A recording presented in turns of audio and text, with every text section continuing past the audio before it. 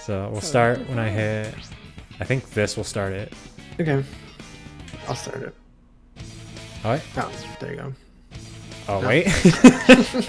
Select your character. Here we were thinking it was just gonna start. No. Okay. Here we go. Now let's go. Nope. So many fucking menus. Oh my god. I'm Sonic. Do you want to read this or no? No. Let's get out of here. Alright, Robert, we are back looking at the same cutscene I think that we left off on episode 7. How you been, man? Oh man, it's been stressful. Has it? Has it? It has. Work's just been destroying me. Okay, how so? Not actually. I'm actually in a very good mood. Oh, that's good. Like, I thought you were like, oh, gosh, I'm just, I'm just thinking of quitting and just running away, man. Oh, I don't think I meant to do this. I don't think he did either. I imagine he just walks in the door and someone just like sits him in a car like, all right, go. How do I go forward? I don't even know how I'm doing this. Okay. Probably press like A or X to accelerate, right? I'm pressing A. This is as fast as he's going. As he's going. Sonic could probably run faster than this is going. Oh my god, yeah, this is just a slug. See, that's the thing I never understood about this game and the other games. Like, why put him in a car? Like, it makes him slower than ever. His slogan is like he's the fastest thing alive, right? Yeah, exactly. Perhaps it's to give the others in the competition a fair shot, but it kind of looks like you're just on your own. Yeah, Sonic's just taking a cruise, man. I know. I like how it still like has like laps, like it's a race though. He's racing himself. Surely that's a metaphor for all of humanity. Yeah, shouldn't we all in life be striding to improve? You can't outrun yourself, Robert. Can I please leave? How do I? I think you have to do this. Oh my god, really? I think you do. Oh, what a shit show. So, I recently almost got scammed. Well, not almost. I was pretty suspicious of it the whole time. Oh, really? Okay. But I was okay. So, during the times that we live in, oh my god, you're going so slow. It's like you hit a wall, and just all your speed is gone. During the times that we live in, it's getting a little harder out there to find some work. I currently am not working, and Robert is. So I've been looking for stuff to work from home, and I recently got a response from this company. I won't say who, but they basically said like, hey, we really like your resume. We want you to come work with us. Data entry position. You get to stay at home, work flexible hours or whatever. You'll make $35 an hour. And I was like, okay. That's where the first red flag popped up. $35 an hour. That's just an excessive amount of money. Yeah, that's a crazy amount of money for an hourly job.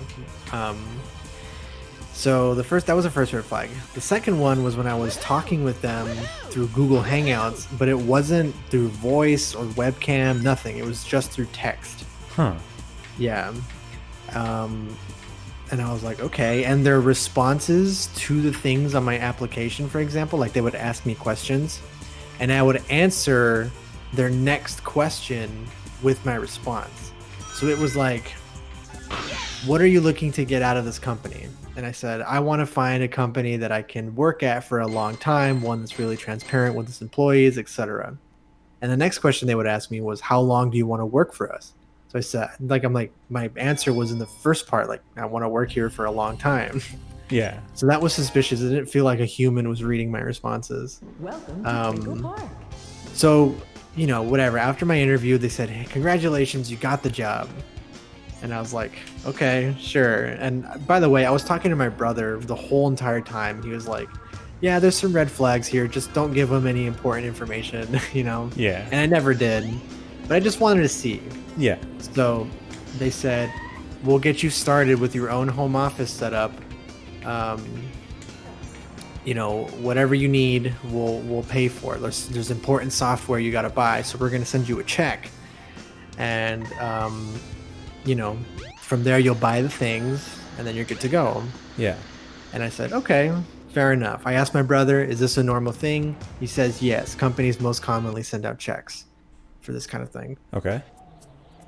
So then today, the check arrives.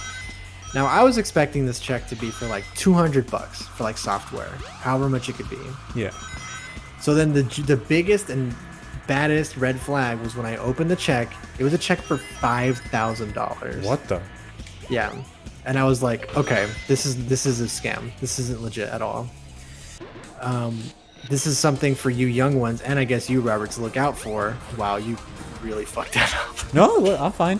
I don't know what you're talking about. Yeah, you're chilling. Never mind. I'm so sorry, Robert. I take back my. How my dare you accusation. fucking ever doubt me? I just assume, like, when I see someone walking off a ledge, I'm like, oh, they magooed it. That's it. Like, but anyway, so this is a fairly common scam. So what they'll do is they'll send you, hey, congratulations, you got the job. Here's a check to buy everything you need, or whatever the case it is. Like, if you get a job as a personal assistant, like, oh, I write checks to my personal assistants so that they can buy me things. Yeah. So what they'll do is they'll send you a check for an obscenely large amount of money. In this case, it was $5,000 for me. And they'll have you buy everything that's required of them, because they were very specific with the software. They said, we have a private vendor, so you'll buy it through us. Mm-hmm. We're just sending you the check to establish trust. And so I'm like, okay, that's a little weird, but whatever. As soon as they said that, though, and the check was so large, that's how I knew it was a scam, because you'd buy it through them. Essentially, you're just giving them money, Yeah. and then the check is a fake. So the funds get immediately withdrawn from your account. So now you're dealing with a minus $5,000, like, your account in the negative, essentially. They take away $5,000 whether you have the money or not. And then you're stuck paying for it while the company already has your money. Oh, wow. Yeah, it's a horrible it's a horrible scam. And, you know, I'm pretty fortunate that, you know, I'm pretty good at that kind of stuff, like not getting like scammed and knowing the warning signs. But Yeah.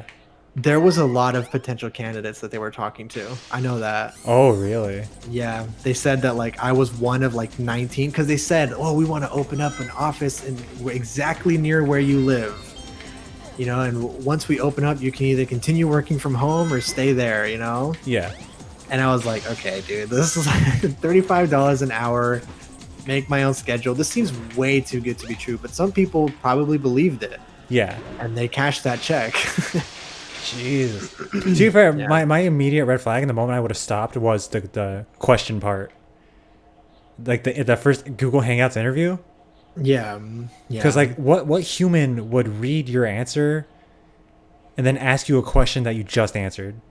That's the part. Yeah, that's the part where I was like, I don't know. And like, the responses were unusually fast. Like, I type like at a solid 70 words per minute. I know that's not super impressive to most people out there, but I type pretty fast.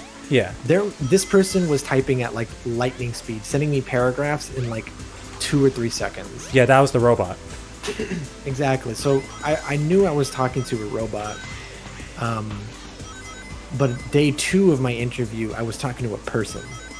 So day 1 was like the first phase, like the hook, essentially. Like they cast their line, and then they have you deal with a person who probably gives you like a fake name or something. Yeah. But yeah, that's a warning sign for all you people out there.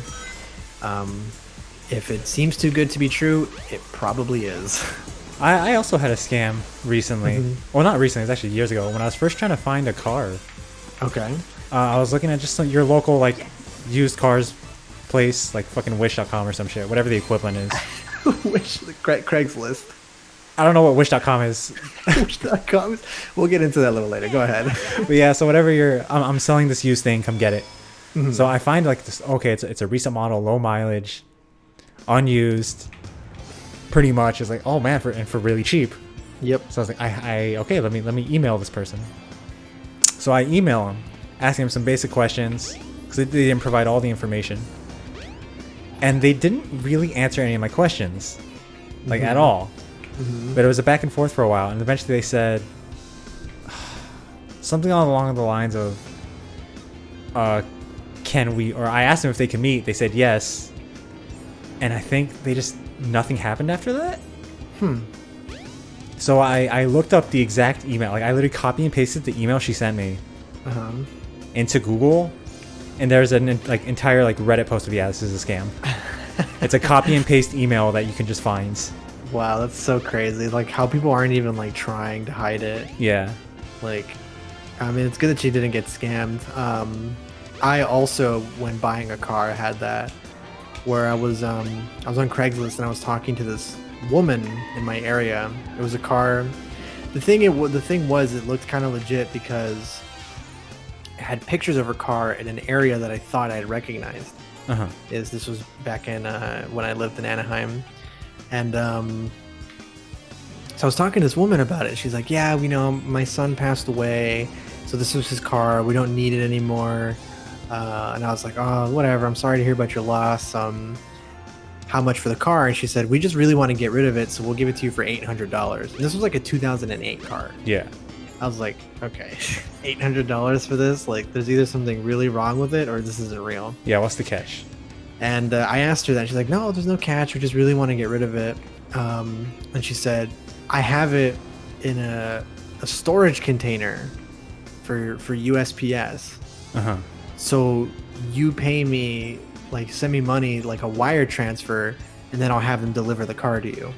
And I was like, okay, that's what it is. Okay, there you go. That's the scam. I think mine was the exact same thing, but yeah, it was, oh, I live on a military base. Yep. Yeah. So I need you to do it that way because the military has my car. Yeah, the common phrases are I'm on vacation right now. I won't be back for months, or I work on a military base. Like, yeah, those are the common ways that they'll scam you. Because then you send them a wire transfer, or sometimes they'll ask for gift cards, like Visa prepaid cards, and people are just so caught up and like, wow, this is such, what the fuck? No way. No way. What? I could just. Mama. I know. He's like, pick me up again, Daddy. Come, my child. I shall take you with me. Take him into the next level, see if you can. I don't know where the next level is. Oh fuck! All right, well, we really lost track of time with this episode. Take this as the story time episode. Yeah. Thank you so much for watching this, guys. If you like what you see here and you want to see more, go ahead and give us a like and subscribe, and we will see you guys next time. You're directly supporting a father and son here. All right, goodbye.